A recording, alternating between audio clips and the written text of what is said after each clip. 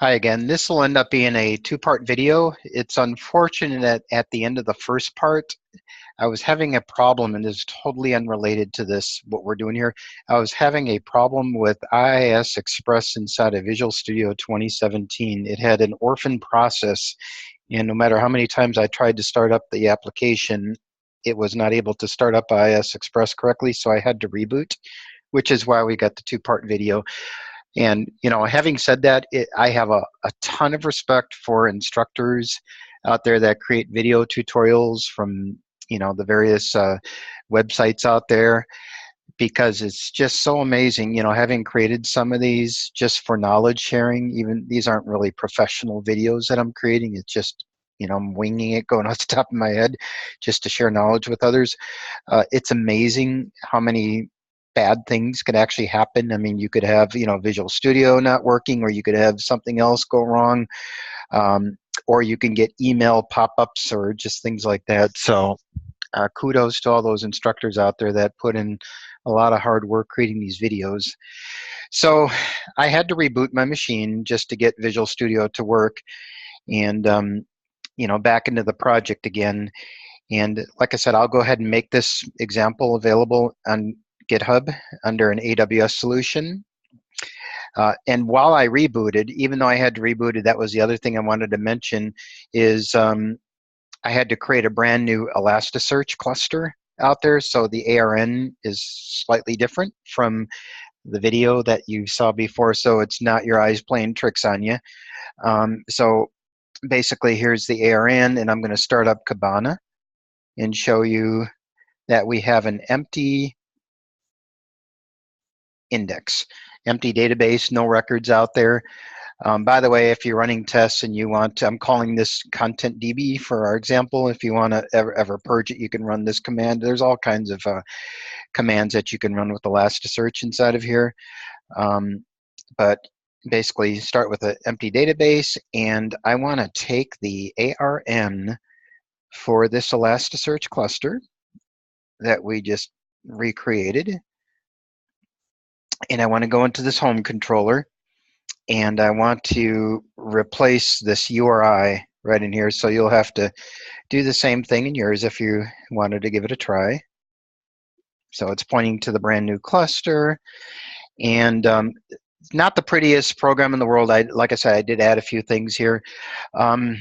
This is just purely for Spike demonstrating testing purposes, so it does the job. In the index method inside of the home controller, it's doing something very basic. It's just calling test Elasticsearch. I don't even have menus in here.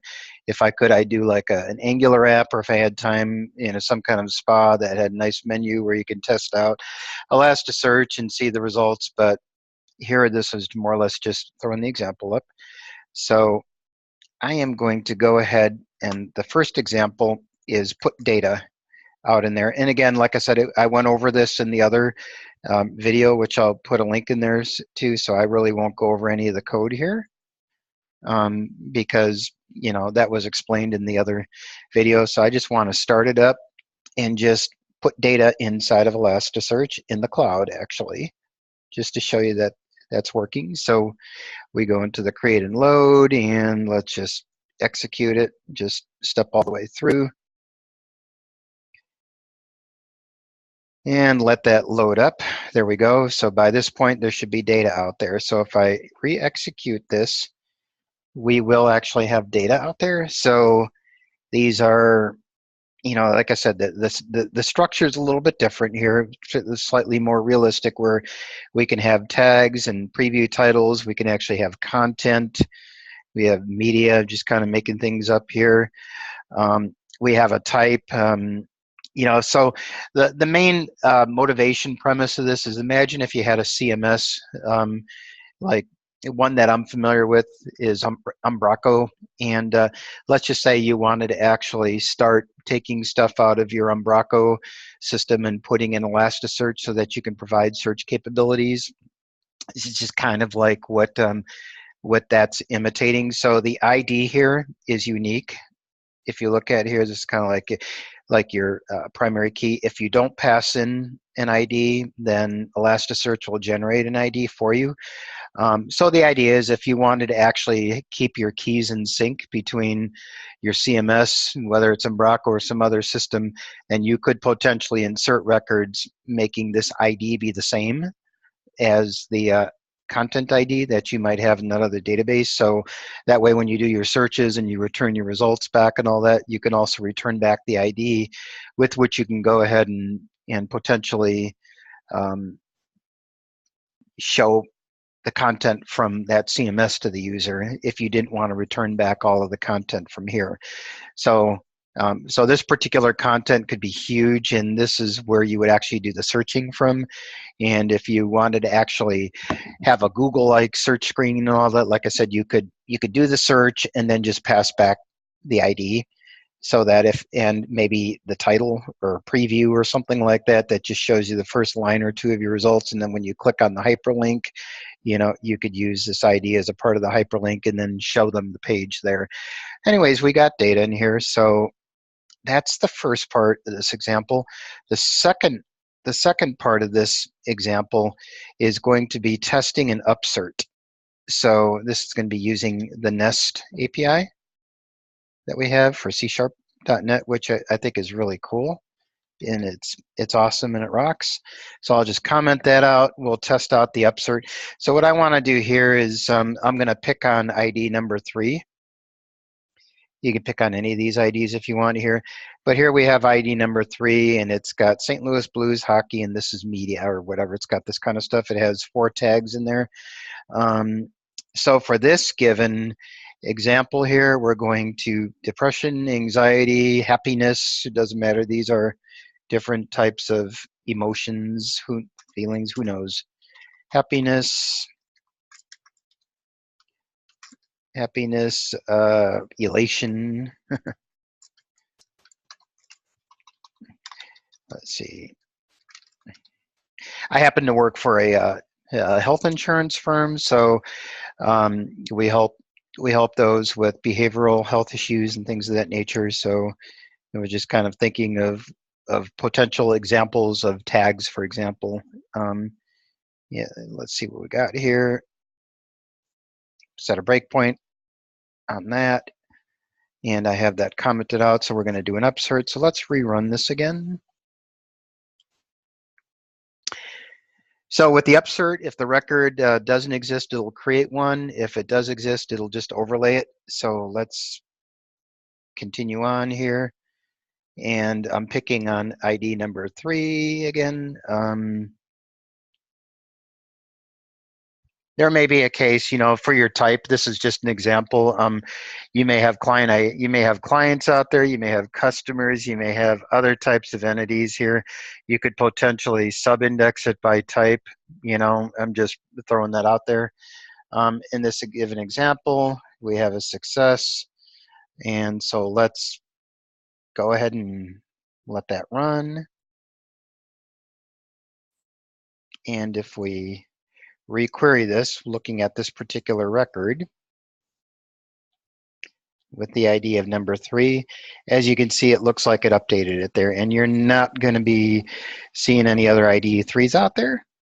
So another thing to demonstrate the upsert is if I were to use an ID that doesn't exist, we'll just prove that it inserts it. Okay, we can even create type 100, who knows, whatever it may be. Let's go right here. So what this should do is insert record number 100 since it doesn't exist. So that'll demonstrate that you can do an upsert with the Nest library. There's all kinds of really nice things you can do with Nest. So we've got a successful. Let's see what we got here. We actually have a unsuccessful. So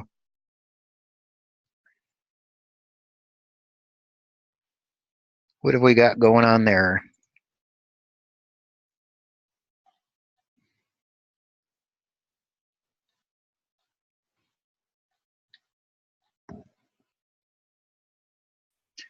I'm so sorry. The reason why I had the unsuccessful there is because I was doing something illegal. with the types. I didn't have my mapping set up properly, so I needed to change that back to type number 2. So please forgive me, I was just kind of playing around there. So after changing it to type number 2, you know, I was able to insert this record of 100 out there, so ID of 100, and we can go ahead and change it again. Maybe I'll go ahead and change this to be ID 101, for example. And let's change this to be 101. Okay, and set the breakpoint in there because we know 101 doesn't exist. So we just want to prove that 101 is going to also add the record. And we've got our breakpoint inside of there.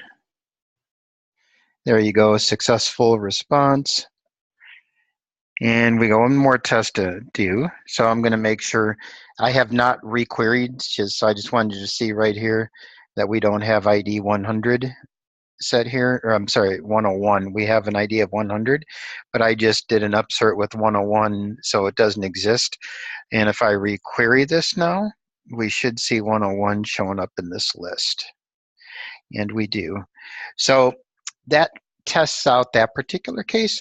And then the one last thing that we want to actually test out is sending an SNS notification to trigger a Lambda. So let's go ahead and let's see what record that we can actually pick on here. So inside of the file, you'll have this test pushed to ES via SNS. So in this case, what I did was I imported the AWS SDK NuGet package. So here you can just test. I imported, I did a search for AWS SDK simple, and I imported this AWS SDK simple notification package. There's all kinds of SDK packages that you can pull in for your project here. So if you're doing stuff with S3 buckets, for example, or Kinesis or EC2, or Lambda, or IAM, or auto scaling, all this kind of stuff, DynamoDB, there's a package out there for that. In this case, we just care about the simple notification service. And so what I'm going to do is I am going to post a message to, let's see, let's go back to the simple notification service. So I created a topic, like I said earlier before, it's called Pub to Elasticsearch, and this is where we're going to post a message to, and we have one subscriber out there, which happens to be our Lambda that we invoked, which is right there. And just so I can start clear with a fresh, clean slate, I'm going to go ahead and basically purge this log group so that you can see that it's really doing it. So I'm going to delete this log group. So we've got no logs out there. And now what I'm going to do is take this SNS ARN, I'm going to copy it and go back to the home controller, and I uncommented out this test push to ES via SNS. And right here, as you can see, let's see, where was that? It's right here. Down here, okay. For a minute there, I lost it. Scrolling through here, you're going to want to go into this piece of code right here where it creates the SNS client, where it's calling the publish async, and just make sure that you have the topic ARN that you're posting to.